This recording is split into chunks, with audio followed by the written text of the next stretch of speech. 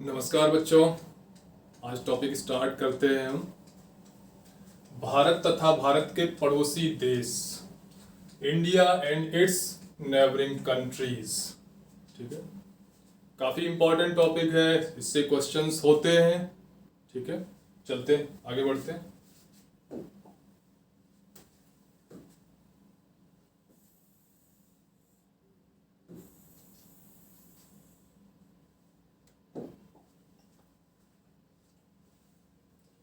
देखिए, ये अर्थ आपको क्लियर सी दिख रही होगी काफ़ी।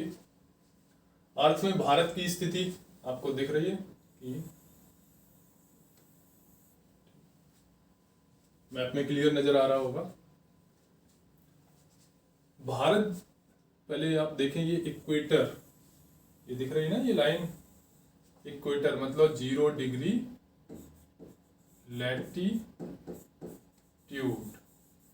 लैटिट्यूड। इक्वेटर विषुवत रेखा, भूमध्य रेखा भी इसी को बोलते हैं। तो पृथ्वी दो पार्ट में, इक्वेटर नॉर्थ एंड साउथ, ये ऊपर का ये एरिया नॉर्थ हो गया और इक्वेटर के नीचे साउथ, उत्तर और दक्षिण में इक्वेटर से विभाजित होती है। इक्वेटर विषुवत रेखा बीचों बीच है। तो भारत क्या है, उत्तरी गोलार्ध में है, नॉर्दर्न गोलार्ध में है। मतलब इससे ऊपर का जो हिस्सा है वो नॉर्दर्न गोलार्ध है, उत्तरी गोलार्ध है। तो भारत में जो भी लैटिट्यूड के पॉइंट्स होंगे ना, तो आप देख रहे हैं जैसे ये देखो 10 degree N, 20 degree N, 30 degree, ये सारे नॉर्थ एन।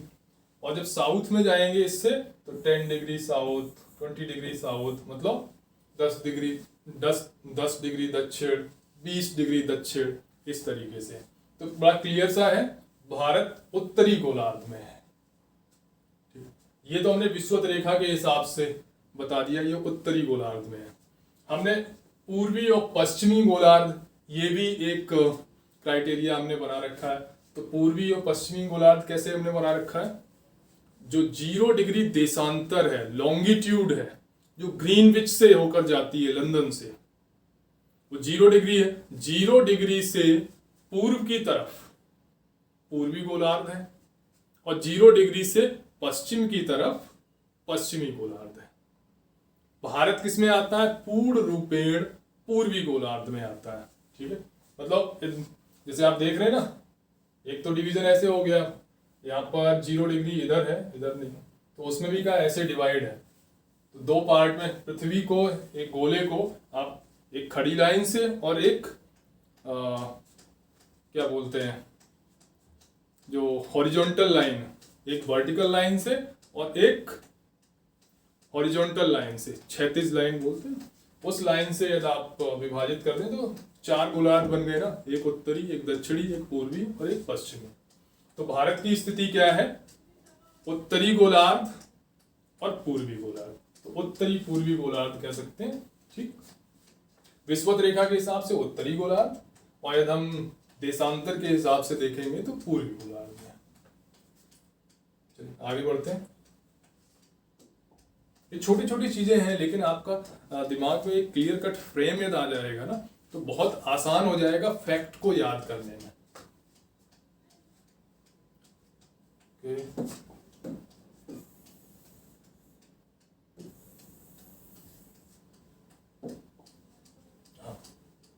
अब भारत की स्थिति देख लेते हैं। तो वही चीज, इक्वेटर नीचे है और भारत इक्वेटर से ऊपर है, विषुवत रेखा से उत्तर में है। अब भारत में आप देख रहे हैं ना, ये एक ये रेखा जा रही है, ये है 80 डिग्री, देखो 80 डिग्री पूर्वी देशांतर, 80 degree 80 degree eastern longitude. But 80 degree हमारे यहाँ मानक समय रेखा नहीं है। मतलब हमारे यहाँ जो समय का स्टैंडर्ड है, मतलब समय घड़ी किस हिसाब से सेट की जाएगी, वो आधार 82.5 डिग्री है। वो थोड़ा सा 82.5 इधर को बढ़ेंगे तो 82.5 आ जाएगा। तो ये यहाँ पर कहीं पर है, ये कितनी है, 82.5 डिग्री ईस्ट। अब इसको ऐसे भी लिखा रहता है कहीं पर, डिग्री 30 मिनट ईस्ट। तो कंफ्यूज नहीं होना है। जब ये जो हम देशांतर और अक्षांश इनका कैलकुलेशन करते हैं तो 82 डिग्री 30 मिनट, या कुछ और भी होगा तो कुछ सेकंड ऐसे करके हो। 30 मिनट का मतलब हाफ आर हो गया, तो वो उसमें इंक्लूड हो जाता है, तो 82.5 इस तरीके से। तो दो तरीके से हम लिखते हैं, तो इसमें कंफ्यूज नहीं होना है कि 82.5 है या 82 डिग्री 30 मिनट भी लिखा हो सकता है और 82.5 भी, ये दोनों चीजें सेम है। क्लियर? तो एक ये आप देख रहे हो ना, ये रेखाएं जो, अब इसमें एक ये रेखा है, कलर चेंज कर देता हूं मैं, ये आप देख रहे हैं ना, ये क्या है? कर्क रेखा है, ट्रॉपिक ऑफ कैंसर, कर्क रेखा। ठीक है, आगे और डिटेल करेंगे। ये कितना है? ये 23.5 डिग्री है, 23.5 डिग्री लैटिट्यूड, मतलब अक्षांश। ऐसी रेखाएं जो हैं, ये जो रेखाएं हैं ये अक्षांश हैं, और ये जो रेखाएं इस तरह से है ये देशांतर है, मतलब लॉन्गिट्यूड, और ये लैटिट्यूड। चलिए आगे बढ़े, थोड़ा थोड़ा मालूम होना जरूरी है।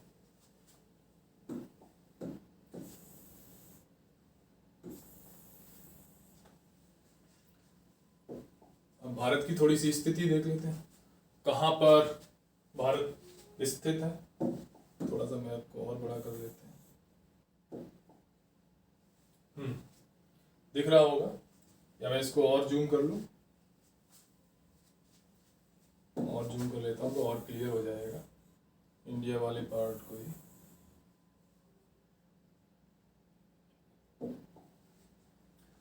इंडिया की पोजीशन देख लेते हैं, कहां पर इंडिया है।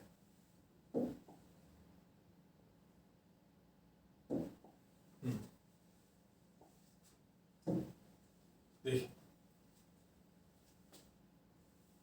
भारत से कौन कौन सा देश, इधर पाकिस्तान है, यहाँ पर ये चीन है, ठीक है, यहाँ पर ये म्यांमार है, यहाँ पर ये जो है ये बांग्लादेश है, ठीक है, ये नेपाल है, ये भूटान है। आगे काफ़ी बड़े फिगर में और क्लियर करेंगे।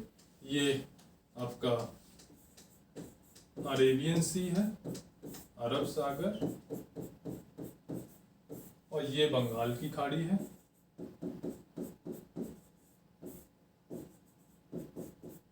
बे ऑफ बंगाल। ठीक, तो आप देख रहे हैं एशिया में भारत की स्थिति कहाँ पर है, कहाँ पर भारत स्थित है। ये दक्षिणी पूर्वी एशिया का पार्ट है, ठीक है। दक्षिणी पूर्वी एशिया, आपने आसियान सुना होगा।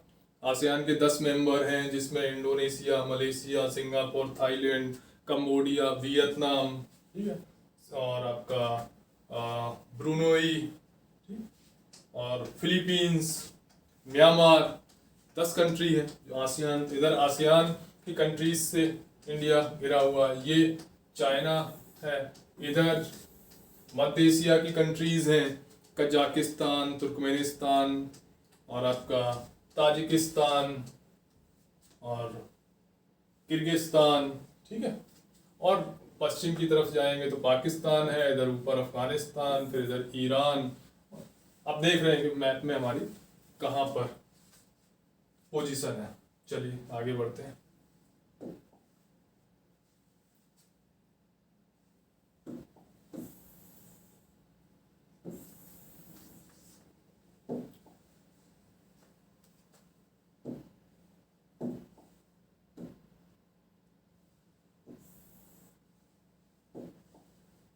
हाँ, अब भारत का एक बार हम देख लेते हैं, जो पूरा विस्तार कहाँ से कहाँ, कितना लैटिट्यूड, अक्षांश और देशांतर देख लेते हैं। तो ये जो टॉप पे दिख रहा है ना, ये है 30 डिग्री 6 मिनट नॉर्थ अक्षांश, ठीक है, लैटिट्यूड। ये टॉप मोस्ट नॉर्थ का पॉइंट है भारत का, और ये पॉइंट कौन सा है? ये है, इसको बोलते हैं, यहां पर है ये पॉइंट, ठीक है, ये पॉइंट है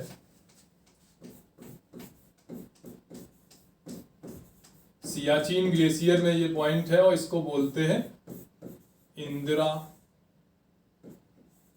कॉल। ठीक है, इंदिरा कौल। याद रखना ये क्वेश्चन पूछ लिया जाता है। ठीक है, इंडिया का सबसे उत्तरी केंद्र कौन सा है जहां, और यहाँ पर सियाचिन में भारत, मतलब यहाँ पर भारत की सेना है। ठीक है, इंदिरा कौल हमारा नॉर्दर्न मोस्ट पॉइंट है जो कि इंडिया की एजेंसी द्वारा एडमिनिस्ट्रेड है, मतलब इंडिया की एजेंसीज वहां पर है, हमारी सेना वहां पर है। ठीक है, कुछ बोलेंगे कि ये नॉर्थ होना चाहिए, बट ये जो एरिया है वो डिस्प्यूटेड एरिया है, विवादित एरिया है। ठीक है, तो यहाँ पर हमारी कोई सेना या हमारी कोई एजेंसी स्थित नहीं है। तो जो टॉप मोस्ट हमारा है वो इंदिरा कौल है, वो सियाचिन ग्लेशियर में है। याद रखना है, ये क्वेश्चन पूछा जाता है। अब सदर्न मोस्ट ये जो पॉइंट है ये है 8 डिग्री 4 मिनट नॉर्थ। ये भी अक्षांश है, अक्षांश रेखा है, मतलब लैटिट्यूड है। ठीक, ये कौन सी जगह है? ये है कन्याकुमारी।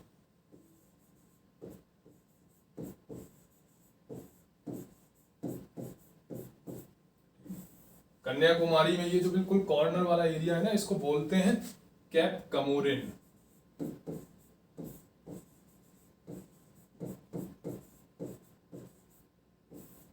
कैप कमोरिन, ये भी क्लियर हुआ southern most point.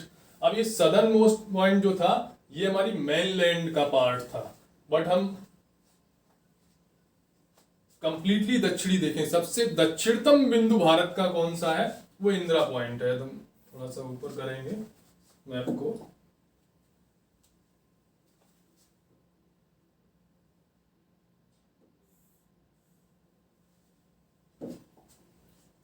Indira point आपका इधर कहीं पर पड़ता है। ठीक है, मैं इरेज कर देता हूँ।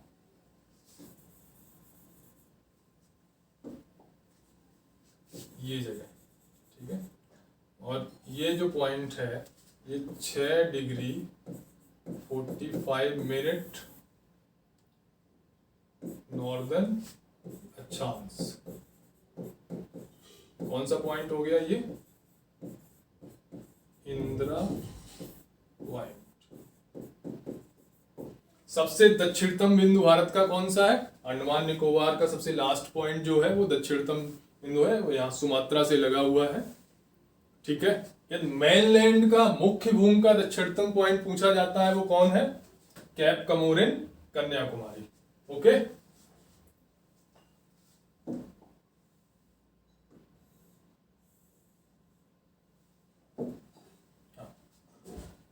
अब आ जाते हैं वेस्ट पॉइंट पर। वेस्टर्न पॉइंट जो हम मान के चलते हैं, ये एक गांव है, इसका नाम गुहार मोता करके इसका नाम है।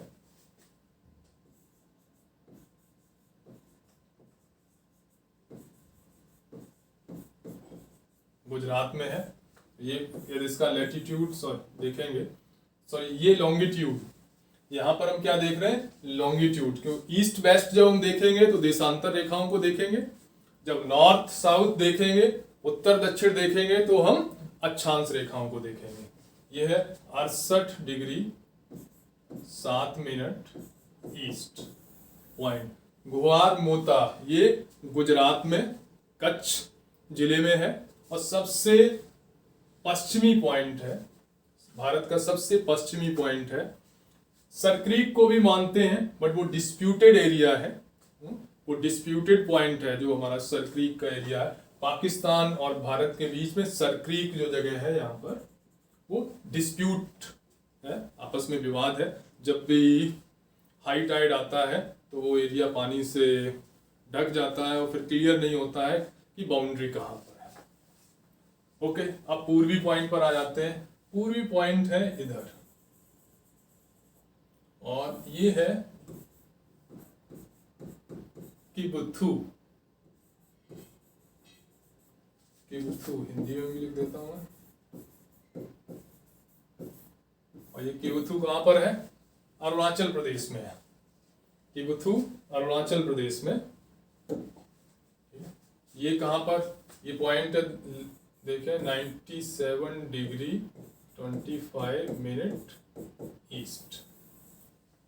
तो हमारे क्लियर हो गए पॉइंट। सबसे नॉर्दर्न है इंदिरा कॉल, मेनलैंड का सबसे सदर्न पॉइंट है केप कमोरिन कन्याकुमारी, और भारत का सबसे दक्षिणतम बिंदु है इंदिरा पॉइंट।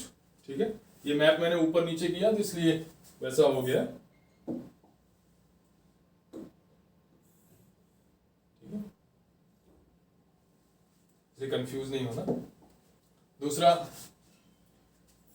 सबसे बेस्ट पॉइंट ये है गुहार मोता, ठीक है, और किबथु। यहां पर ये मैप को मैंने ऊपर कर दिया इसलिए। तो क्लियर हो गया। ये सारे ही जहां जहां जो पॉइंट मैंने बताए हैं यहाँ पर इंडिया की एजेंसी मौजूद है, या तो सेना मौजूद है, हमारा कब्जा है। क्लियर? आई थिंक इसमें हाँ एक चीज और रह जाती है, मैं इरेज कर देता हूं।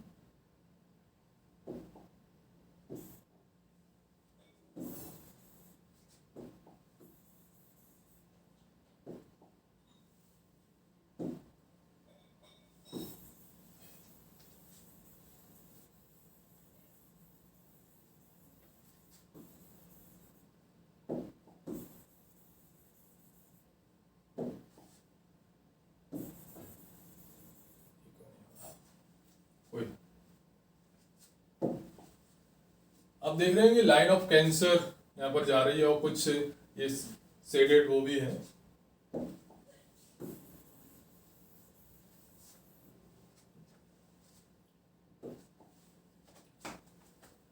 तो ये लाइन ऑफ कैंसर ये 23.5 डिग्री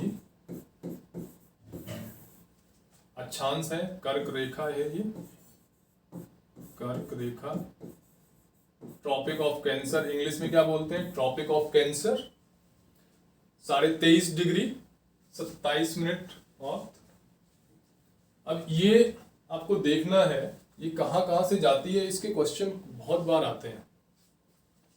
गुजरात से जाती है, ठीक है, यहाँ देखिए ये राजस्थान से भी जाती है, एमपी से जाती है, मध्य प्रदेश से, छत्तीसगढ़ से जाती है, झारखंड से, वेस्ट बंगाल से, त्रिपुरा से और मिजोरम से। ठीक है, तो कितने राज्य हो गए? 8 राज्य हो गए। नाम लिखने की जरूरत नहीं आई थिंक, तब भी मैं गुजरात, सबसे पश्चिम में गुजरात, फिर राजस्थान, उसके बाद मध्य प्रदेश, उसके बाद छत्तीसगढ़,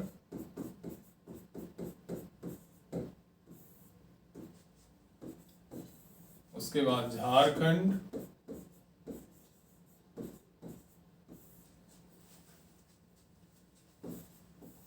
उसके बाद पश्चिम बंगाल,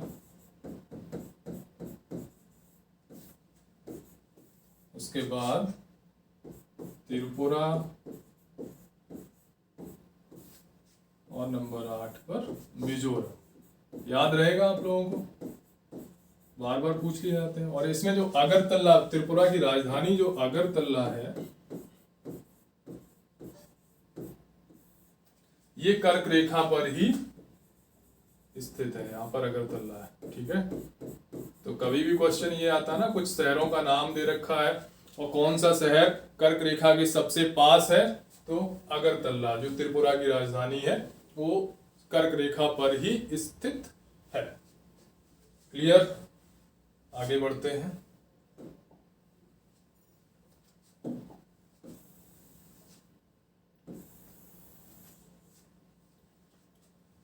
मैंने मानक रेखा की भी बात करी थी, जिसको हमने समय, हमारे यहाँ देखिए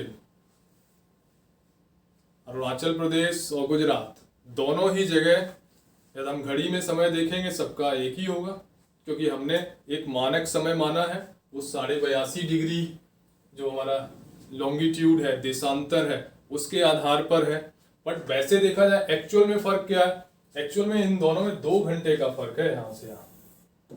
यदि यहाँ सूरज यदि हमारे टाइम के हिसाब से, हमारा टाइम ये है, हमने इस रेखा के आधार पर अपना मानक समय माना है, स्टैंडर्ड टाइम भारत का 82.5 डिग्री जो ईस्ट देशांतर रेखा है उसको माना है।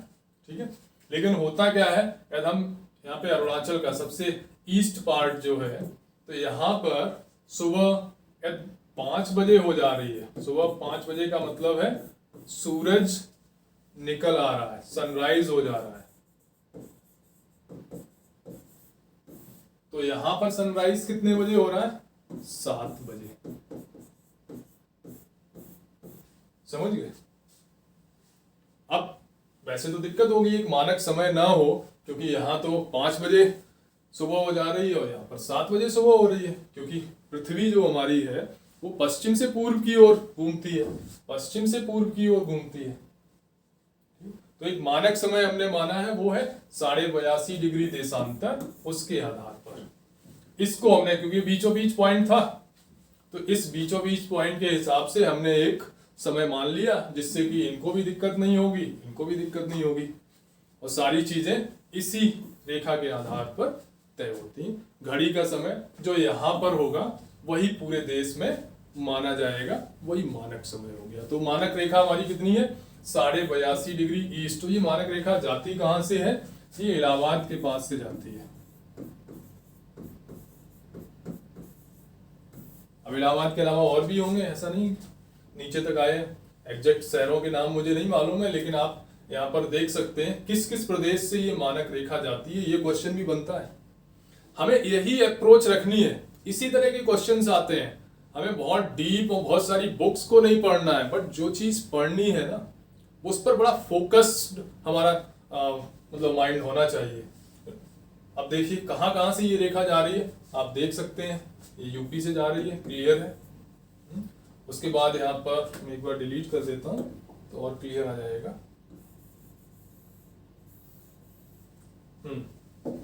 कहाँ से जा रही है देखिए, क्लियर सा दिख रहा है, यहाँ यूपी से जा रही है, फिर ये एमपी को भी टच कर रही है यहाँ पर, फिर ये छत्तीसगढ़ में जा रही है, फिर ये उड़ीसा में जा रही है, और फिर ये आंध्र प्रदेश में जा रही है। क्लियर है? तो आप देख रहे हैं कहाँ किस किस राज्य से गुजर रही है, ये क्वेश्चन भी बनेगा। 82.5 डिग्री जो मानक समय रेखा है भारत की, वो कहाँ कहाँ से जा रही है? यूपी से, एमपी से, छत्तीसगढ़ से,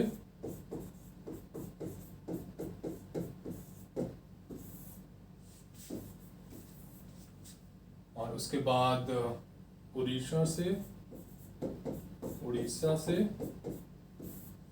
और 5वां आंध्र प्रदेश से।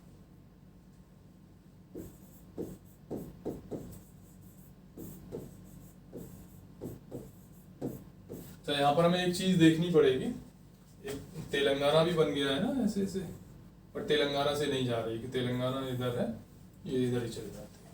ठीक है, तो 5 राज्य हो गए, ये भी बड़ा ध्यान रखना है, इससे भी हमारा क्वेश्चन पूछा जा सकता है।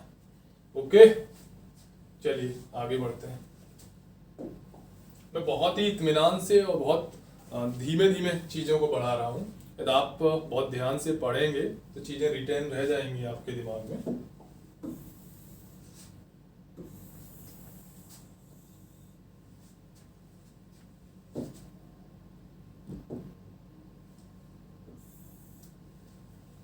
हाँ,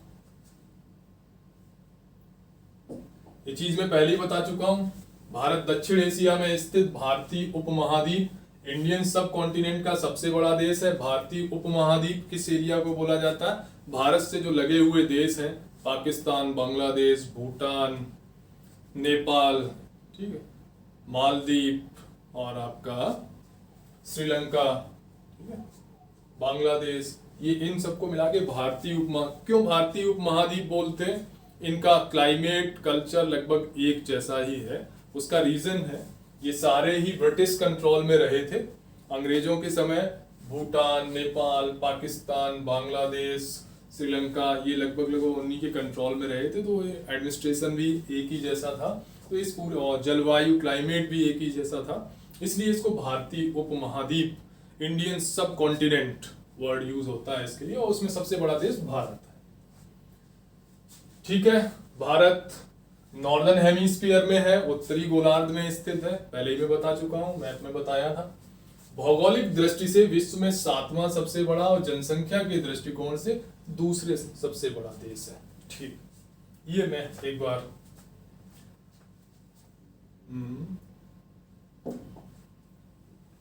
जनसंख्या, यदि हम क्षेत्रफल देखें तो वर्ल्ड में क्षेत्रफल हमारा टोटल एकदम परसेंटेज में देखें तो हमारा 2.4% पूरे विश्व के क्षेत्रफल का हमारा जो क्षेत्रफल है 2.4%।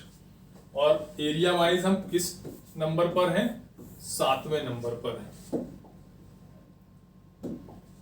हम 7th नंबर पर हैं। क्षेत्रफल की दृष्टि से हम 7वें नंबर पर हैं। जनसंख्या की दृष्टि से देखें तो हमारे यहाँ जनसंख्या पूरे विश्व की 17.4 17.4% पॉपुलेशन हमारे यहाँ निवास करती है। ठीक है, और जनसंख्या में हम नंबर 2 है। क्लियर?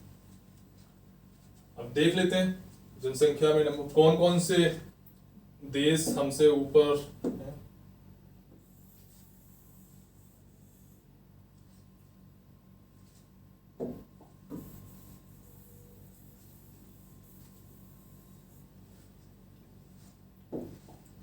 हाँ, जनसंख्या की दृष्टि, सॉरी, पहले हम क्षेत्रफल की दृष्टि से एरिया वाइज देख लेते हैं।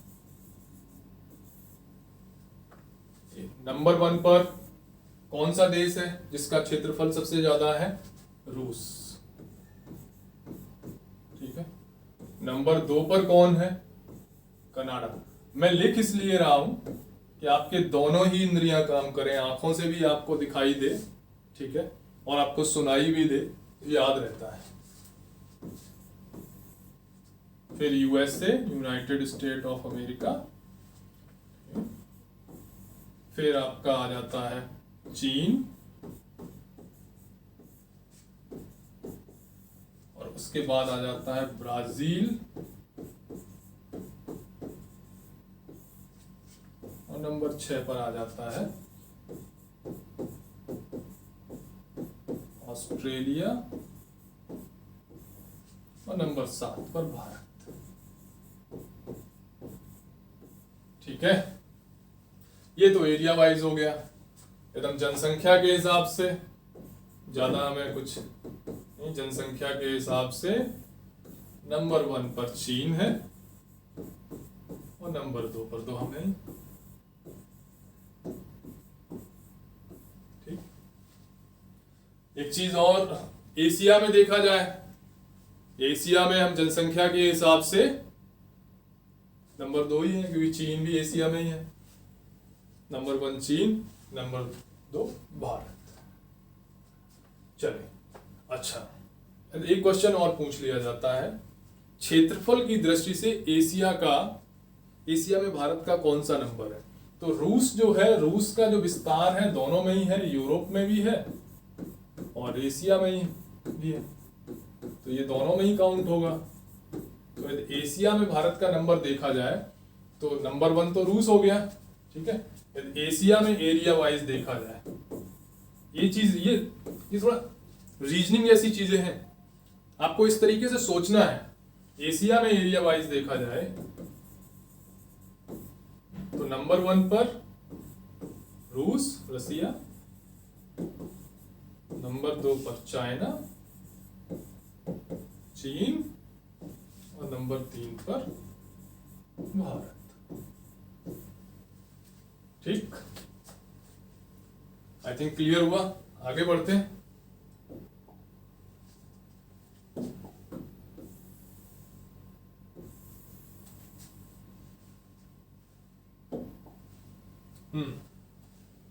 ये पहले मैं बता चुका हूं, भारत के नॉर्दर्न सदर्न पॉइंट, ये है इंदिरा कॉल, ये है केप कमोरिन कन्याकुमारी, और ये है ग्वार मोता, और ये है किबुथु, और सबसे नीचे आपका यहां पर है Indira point.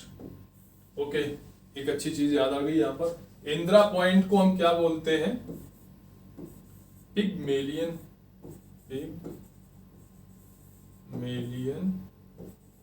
Point, Pygmalion point भी बोलते हैं इंदिरा पॉइंट।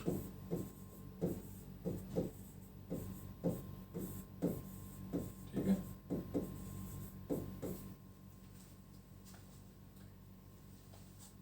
लास्ट जो हमारा टूर था अंडमान निकोबार का, उसमें इंदिरा पॉइंट जाने का हमारा प्लान था, बट फाइनली वहां पर काफी ज्यादा हवाएं तेज हो गई, समंदर भी काफी ज्यादा अस्थिर हो गया, तो हमारा प्लान वहां जाने का हो नहीं पाया। यहाँ पर एक लाइट हाउस बना रखा है, अंग्रेजों के टाइम का ही लाइट हाउस है, और आसपास थोड़ा सा आइलैंड में जमीन भी है।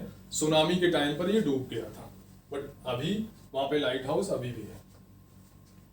चलिए, और कुछ फैक्ट्स और हैं इसमें।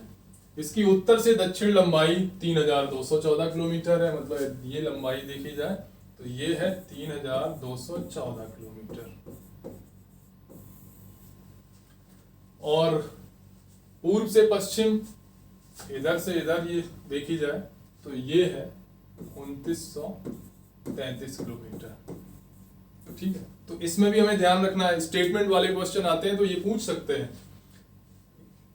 क्वेश्चन में ये दिया जा सकता है कि भारत की लंबाई उत्तर से दक्षिण और पूर्व से उत्तर से दक्षिण जो लंबाई है वो पूर्व से पश्चिम लंबाई से ज्यादा है। ये स्टेटमेंट सही है या गलत है? तो आपको यदि आता होगा तो कर लेंगे। क्लियर है? उत्तर से दक्षिण भारत की लंबाई पश्चिम से पूर्व भारत की लंबाई से ज्यादा है। जो विस्तार है उत्तर से दक्षिण ज्यादा है, पूर्व से पश्चिम कम है। आपको दिख रहा है 3214 और 2933 किलोमीटर। ओके, अब बात आ जाती है, स्थलीय सीमा की लंबाई 15,200 किलोमीटर है और समुद्र तट की लंबाई 7,516 किलोमीटर है। मिटा देता हूं।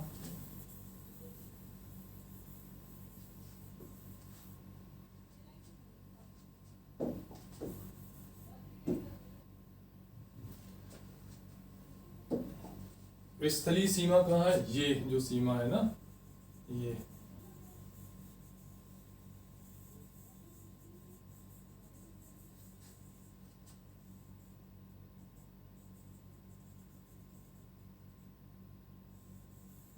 ये जो सीमा है ये भारत की स्थलीय सीमा है, यहां तक। इसकी टोटल लंबाई कितनी है? 15,200 किलोमीटर। ठीक है, अब समुद्री सीमा की लंबाई की बात हो जाए, वो ये है।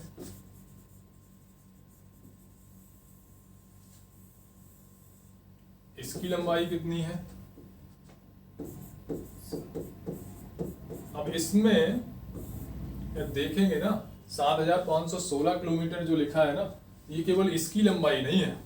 इसमें जो हमारे आइलैंड्स है ना, इनके आसपास जो जगह है ना, वो भी इंक्लूडेड है। जैसे यहाँ पर जो हमारे अंडमान निकोबार और इसके आसपास का जो समुद्री कोस्ट एरिया है, तब मिला के है।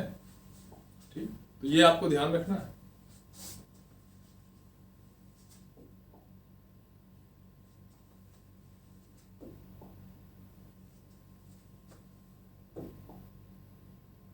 ठीक है, तो आपको ध्यान रखना है ये चीज।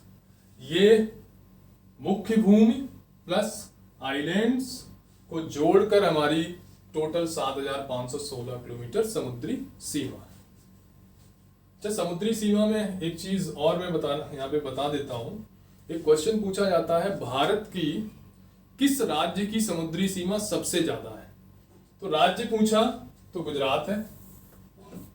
गुजरात की सबसे ज्यादा समुद्री सीमा है। लेकिन यदि क्वेश्चन ये पूछ लिया जाता है, भारत के किस राज्य ऑब्लिक केंद्र शासित प्रदेश, स्टेट ऑब्लिक यूनियन टेरिटरी में किसकी ज्यादा सबसे बड़ी समुद्री सीमा है, तो याद रखना है इस चीज को। अंडमान निकोबार की जो समुद्री सीमा है वो है 1962 किलोमीटर, जो कि गुजरात से ज्यादा है। ठीक है, ये ध्यान रखना है। ये क्वेश्चन, स्टेट्स और यूनियन टेरिटरी दोनों को जोड़ लिया जाए तो अंडमान निकोबार की सबसे ज्यादा बड़ी समुद्री सीमा है। केवल स्टेट्स का पूछा जाता है तो केवल गुजरात, ठीक है, तो आंसर होगा गुजरात। और केंद्र शासित और स्टेट्स दोनों को इंक्लूड करके पूछा जाता है तो अंडमान निकोबार की सीमा है 1962 किलोमीटर, जो कि सबसे ज्यादा है। ओके, अगर समुद्री सीमा की बात की जाए स्टेट्स और यूनियन टेरिटरी दोनों की, तो नंबर 1 पर तो हो गया अंडमान निकोबार,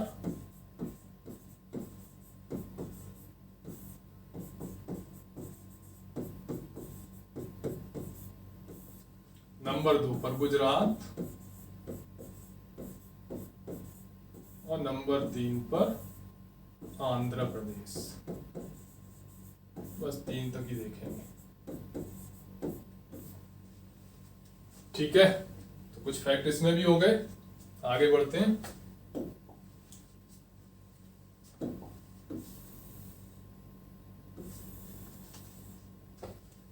ओके,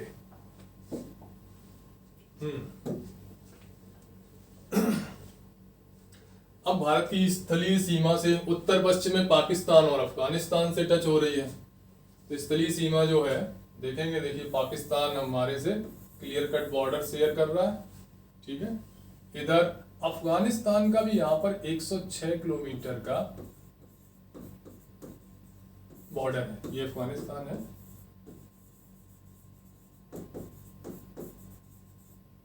ठीक है, 106 किलोमीटर का बॉर्डर है। बट ये 106 किलोमीटर जो है ना, ये जो पाक ऑक्युपाइड कश्मीर है, जिसको POK बोलते हैं, ये जो एरिया है तो यहां पर टच करता है।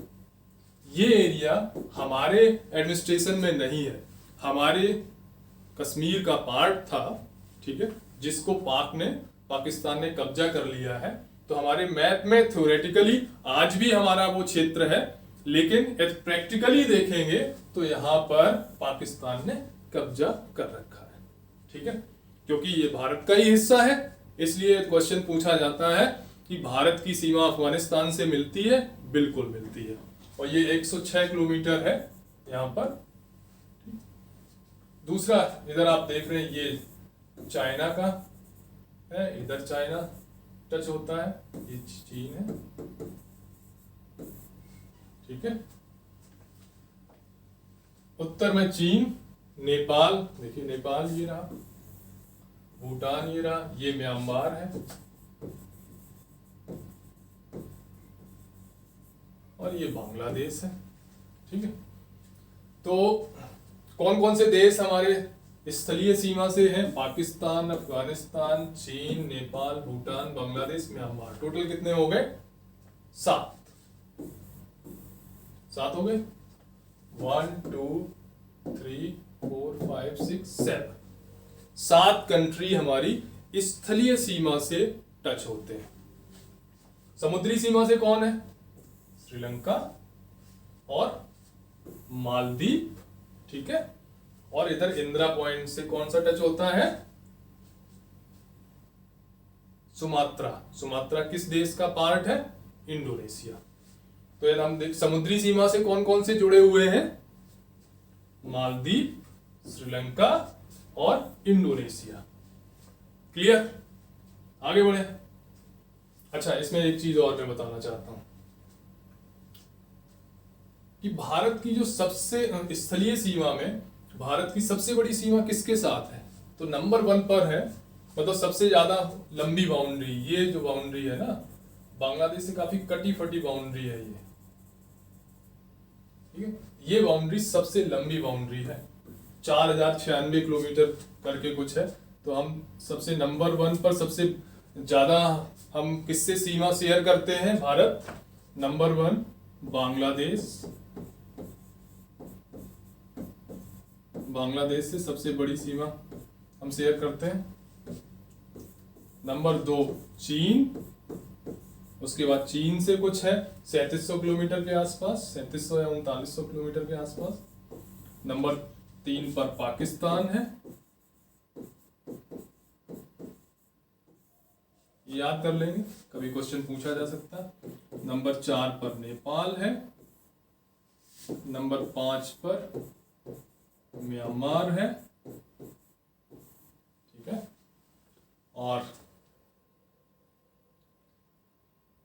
नंबर 6 पर भूटान है, और नंबर 7 स्थलीय सीमा में अफगानिस्तान है। अफगानिस्तान का मैंने बताया ना 106 किलोमीटर, ये 106 किलोमीटर वाली जो लाइन है ना, ये डूरन लाइन है, आगे डिस्कस करेंगे, ठीक है। तो यही डूरन लाइन, कभी कभी क्वेश्चन पूछ लिया जाता है कि डूरन लाइन किस किस के बीच में है, भारत पाकिस्तान, पाकिस्तान अफगानिस्तान, या अफगानिस्तान भारत। तो मेजरली तो ये वाली जो लाइन है ना, ये डूरन लाइन है, अफगानिस्तान और पाकिस्तान के बीच में है। लेकिन इस ऑप्शन में अफगानिस्तान पाकिस्तान नहीं है, अफगानिस्तान और भारत है, तो 106 किलोमीटर भारत के साथ भी यहाँ पर लगती है, तो आंसर हो जाएगा भारत और अफगानिस्तान, यदि पाकिस्तान और अफगानिस्तान ऑप्शन में नहीं है तो। ठीक है, आगे बढ़ते हैं।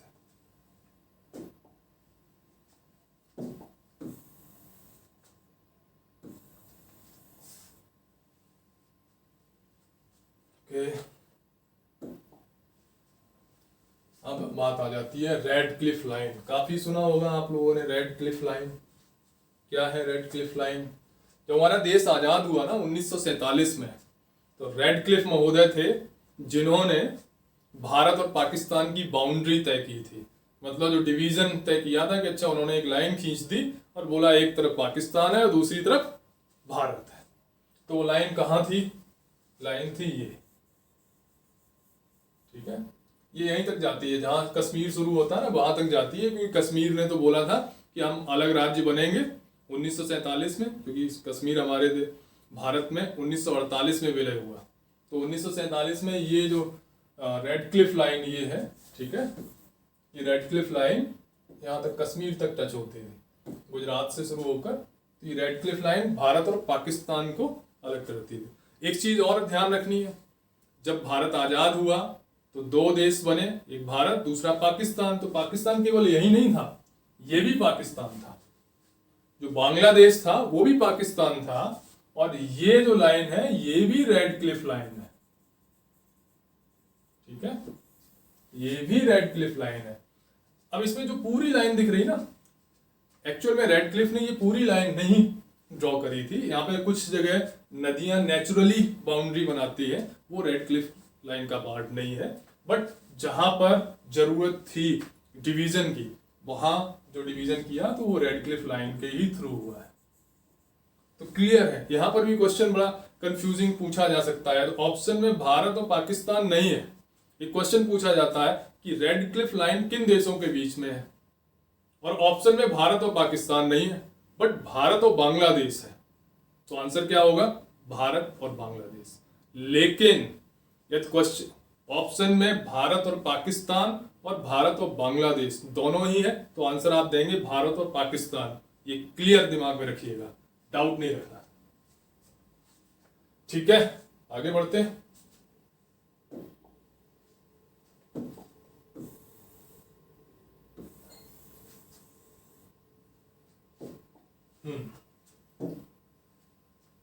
अब आ जाते हैं हम एलओसी क्या चीज है, लाइन ऑफ कंट्रोल,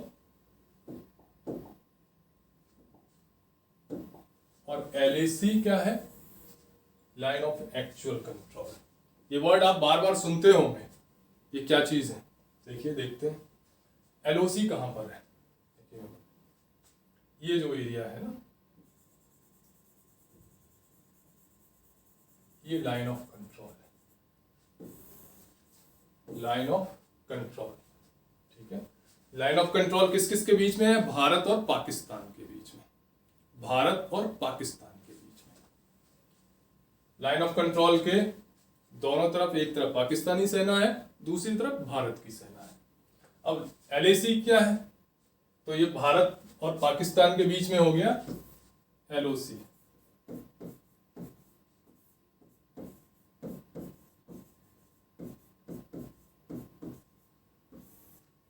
ठीक है। और एलएसी, एलएसी ये लाइन है, मैं कलर चेंज कर देता हूं। एलएसी ये लाइन है, लाइन ऑफ एक्चुअल कंट्रोल। ये किस किस के बीच में है? भारत और चीन। ठीक है, एक तरफ भारत की सेना है और दूसरी तरफ चीन की सेना है। क्लियर? आगे बढ़ते हैं।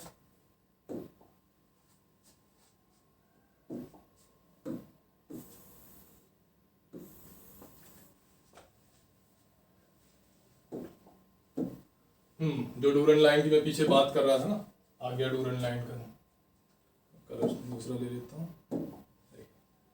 ये जो लाइन है, देखिए डूरन लाइन जब बनी थी ना,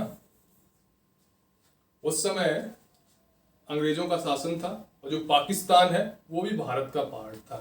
डूरन लाइन 1900 से पहले बनी है, आई थिंक 1893 में। एक्चुअल मतलब फिर ध्यान नहीं है मुझे, बट जो मुझे ध्यान आ रहा है, जो मेरी मतलब 1893 में अंग्रेजों और अफगान की सरकार में समझौता हुआ और ये लाइन ड्रॉ करी गई, डूरन लाइन। ठीक है, तो डूरन लाइन अफगानिस्तान और पाकिस्तान के बीच में है, बट एक्चुअल में अफगानिस्तान और ब्रिटिश भारत जो था उसके बीच में थी। उसके बाद पाकिस्तान अलग बन गया, तो ये लाइन अफगानिस्तान और पाकिस्तान के बीच में हो गई। क्लियर? और यहां पर लाइन जो है, ये जो एरिया है इतना ये है 106 किलोमीटर। यहां पर डूरन लाइन भारत से भी टच सीमा बनाती है, बट ये जो एरिया है, ये एरिया पाकिस्तान ने कब्जा कर रखा है। लेकिन थ्योरेटिकली डूरन लाइन भारत से भी सीमा बनाती है, 106 किलोमीटर लंबी। ठीक?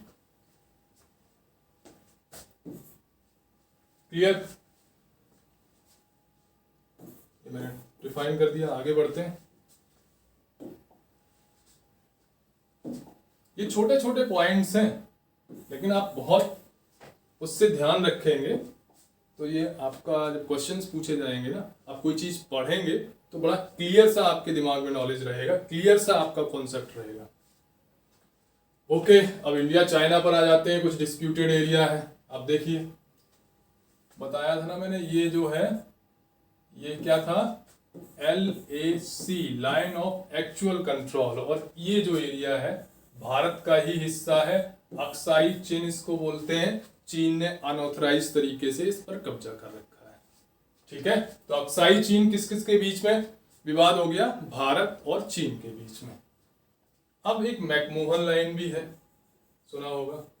मैकमोहन लाइन किसके बीच में है? भारत और चीन। मैकमोहन लाइन कब ड्रॉ करी गई थी? ये 1947 से पहले की बात है। चीन तब उसमें वहां पर तिब्बत का ये एरिया है, ये सॉरी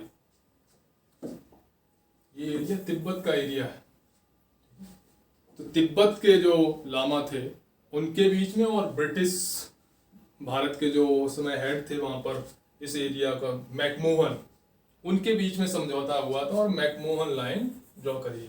इसीलिए चीन इसको मानता नहीं है सीमा को। वो कहता है कि चीन की जो सरकार है उसके साथ समझौता नहीं हुआ था, वो तो तिब्बत की सरकार से समझौता हुआ था। इसलिए मैकमोहन लाइन को वो वैलिड नहीं मानता चीन।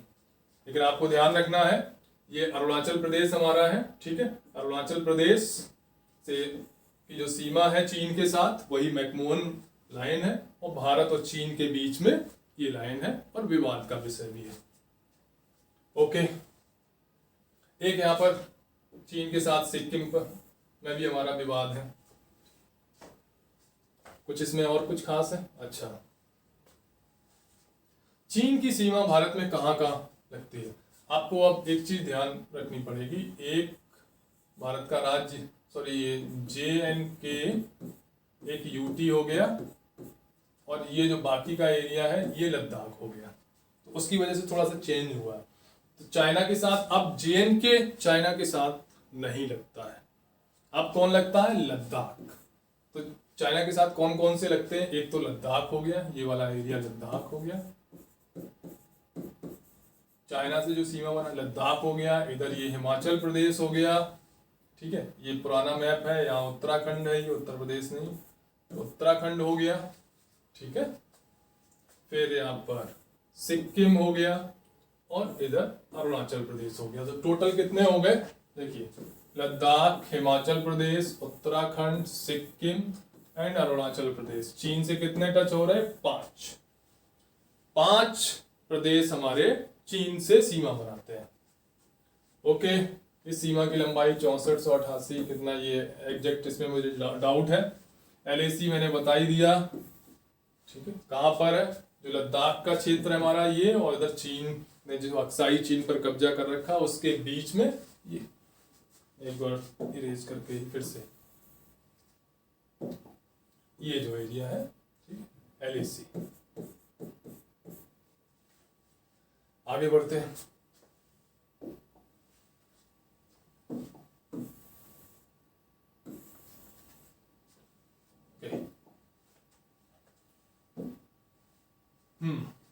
नेपाल व भारत के मध्य 1751 किलोमीटर की लंबी सीमा है, जिस पर उत्तराखंड, देखिए नेपाल से ये यहाँ उत्तराखंड भी लग रहा है, ठीक है, ये यूपी भी लग रहा है, ये बिहार भी लग रहा है, यहाँ सिक्किम लग रहा है, और ये यहाँ पर वेस्ट बंगाल भी लग रहा है। ये हरा हरा आपको दिख रहा है ना, वेस्ट बंगाल भी लग रहा है। ये ध्यान रखना, वेस्ट बंगाल को हम भूल जाते हैं, वेस्ट बंगाल भी नेपाल से टच होता है। और जो यहाँ पे गोरखालैंड वाला जो झगड़ा है, आप लोगों ने सुना होगा, वेस्ट बंगाल में जो गोरखालैंड दार्जिलिंग वाला एरिया है ना, जहाँ पर झगड़ा है, वो एरिया यहीं पर है, जो नेपाल से टच होता है। गोरखा नेपाल के ही होते हैं, उसी एरिया में विवाद भी है। देखिए कौन कौन से हैं? उत्तराखंड, उत्तर प्रदेश, बिहार, पश्चिम बंगाल एंड सिक्किम। तो यहाँ पर भी 5, नेपाल से भी हमारे 5 प्रदेश लग रहे हैं। अब भूटान व भारत की मध्य 699 किलोमीटर अंतर्राष्ट्रीय सीमा है, इस पर 4 राज्य हैं। कौन कौन से हैं?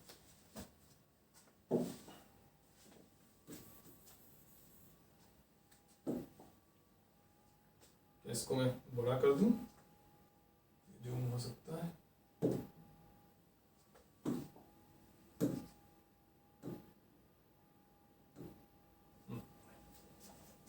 मैं बड़ा कर देता हूं। देखिए भूटान ये है। भूटान से कौन कौन से टच हो रहे हैं? एक तो सिक्किम, ठीक है, अरुणाचल प्रदेश, ठीक है, असम और वेस्ट बंगाल। 4, ये ध्यान रखें। हम मैप को बड़ा ध्यान से देखते हैं, लेकिन ये चीजें मिस हो जाती हैं, हमने बहुत ही लॉजिकली चीजों को नहीं देखा।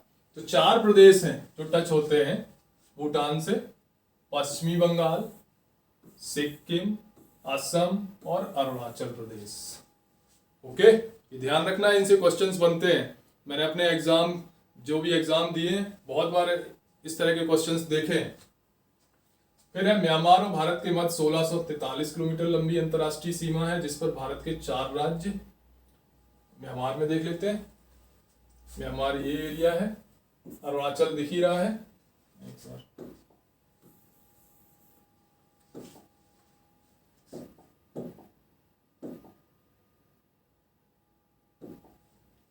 अरुणाचल प्रदेश, नागालैंड,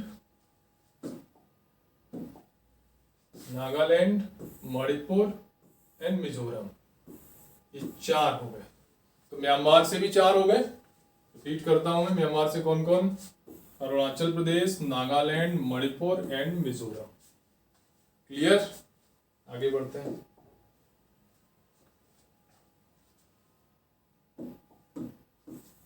अब बांग्लादेश की बात कर लेते हैं।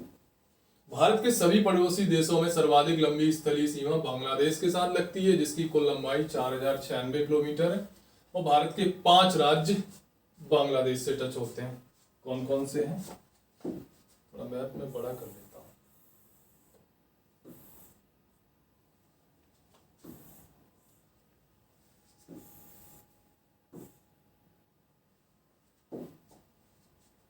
देखिए बांग्लादेश से आप देखिए वेस्ट बंगाल लग ही रहा है। यहाँ देखिए असम 2 जगह टच होता है, एक तो यहाँ पर और एक यहाँ पर। तो असम भी एक हो गया, यहाँ मेघालय हो गया, त्रिपुरा तो 3 तरफ से घिरा हुआ है, और ये हो गया मिजोरम। तो टोटल कितने हो गए? 5। ठीक है, 5 राज्य बांग्लादेश से टच होते हैं।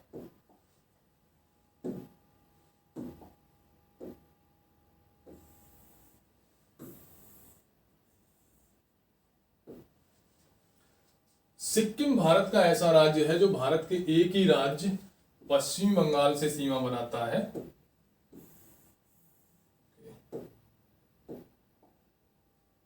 पश्चिम बंगाल से सीमा बनाता है, जबकि त्रिपुरा एक राज्य है जो 3 ओर से एक ही देश बांग्लादेश से घिरा है। देखिए त्रिपुरा जो है ना, ये बांग्लादेश से घिरा हुआ है, ठीक है। और सिक्किम में इरेज कर देता हूं।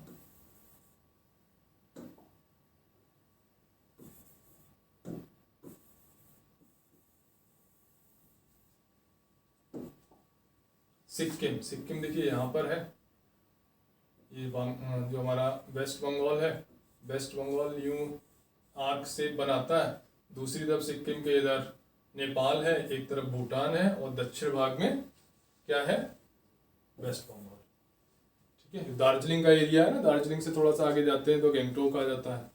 वैसे 4 घंटे का रास्ता, दार्जिलिंग नहीं सिलीगुड़ी से 4 घंटे का रास्ता है, उबड़ खाबड़ रास्ता है, पहाड़ी रास्ता है। क्लियर? तो ये फैक्ट भी ध्यान रखने। सिक्किम केवल और केवल वेस्ट बंगाल से हमारे प्रदेश से टच होता है। आगे चलते हैं।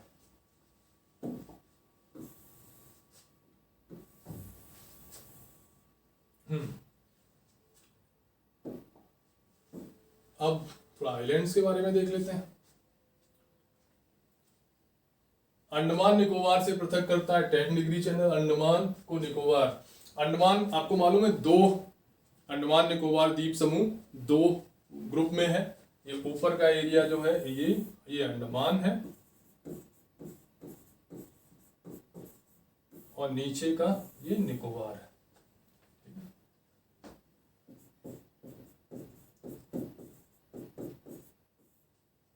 ओके, तो 10 डिग्री चैनल जो है, 10 डिग्री चैनल क्या है, ये 10 डिग्री अक्षांश रेखा है। ये देखिए ये है 10 डिग्री, ये अंडमान और निकोबार को अलग करती है। हाँ, इंदिरा पॉइंट जो है वो निकोबार में है, द्वीप समूह में। अगला, मालदीव को मिनिकोय से तक 8 डिग्री चैनल। देखिए माल जो हमारा लक्षद्वीप है ना, लक्षद्वीप का सबसे साउथ पॉइंट, साउथ बिंदु जो है वो मिनिकोय है, और मिनिकोय सबसे बड़ा आइलैंड भी है लक्षद्वीप का। इसको और इधर फिर मालदीव स्टार्ट हो जाता है, तो इनके बीच में क्या है, 8 डिग्री चैनल है। ये क्या है, 8 डिग्री अक्षांश, ये जो दिख रहा है ना, देखा, क्लियर। फिर है निकोबार द्वीप समूह को इंडोनेशिया से पृथक करने में ग्रेट चैनल। ग्रेट चैनल कहां पर है, जो इंदिरा पॉइंट है, इंदिरा पॉइंट और सुमात्रा को जो अलग कर रहा है वो ग्रेट चैनल है, ठीक है। इंदिरा पॉइंट, क्योंकि इंदिरा पॉइंट सबसे लास्ट पॉइंट है अंडमान निकोबार द्वीप समूह का, उसको सुमात्रा से जो अलग कर रहा है चैनल वो है ग्रेट चैनल, ठीक। वो लास्ट में बिल्कुल जहां पर शुरू होता है, मैं अभी एक मैप में दिखा दूंगा तो समझ में आ जाएगा। फिर है म्यांमार व कोको द्वीप के मध्य स्थित चैनल कोको आइलैंड है। ये यहाँ पर कुछ आइलैंड्स हैं, ठीक है, जो म्यांमार के कंट्रोल में है। ये कोको आइलैंड बोले जाते हैं, ठीक है। कोको आइलैंड, कोको आइलैंड किसके कंट्रोल में है, म्यांमार, ठीक है। और कोको चैनल से ये यहाँ पर बीच में, यहाँ ये कोको चैनल है, ये जो एरिया है कोको चैनल है। ये कोको आइलैंड हो गए और ये कोको चैनल हो गया, ठीक है। चैनल का मतलब एक पानी का, जल का समूह है जो 2 आइलैंड्स के बीच में है। फिर है भारत को श्रीलंका से पृथक करने वाली जल संधि पाक जलडमरू और मन्नार की खाड़ी। ये जो स्ट्रेट है, मतलब ये जो स्पेस यहाँ पर जो स्ट्रेट है, ये स्ट्रेट को बोलते हैं पाक स्ट्रेट, और ये जो एरिया है इसको बोलते हैं मन्नार की खाड़ी। ये जो है मन्नार की खाड़ी, ठीक है।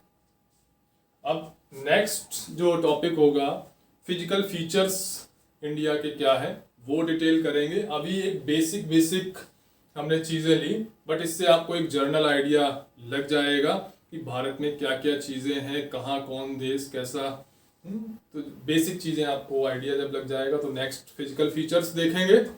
काफ़ी इंपॉर्टेंट चीज़ें थी इसमें, क्वेश्चंस हमेशा मिलेंगे इससे, तो आप बहुत अच्छे से जो चीज़ें आपको नोट करने वाली उनको नोट कर लीजिएगा, क्योंकि आप लिखेंगे भी, पढ़ेंगे भी, देखेंगे भी, सुनेंगे भी, ये सारी चीज़ें आपका दिमाग काम करेगा, सारी आपकी इंद्रियां काम करेंगी, तो आपकी परफॉर्मेंस अच्छी होगी। ठीक है, आज के लिए यहीं पर ख़त्म करते हैं। Thank you.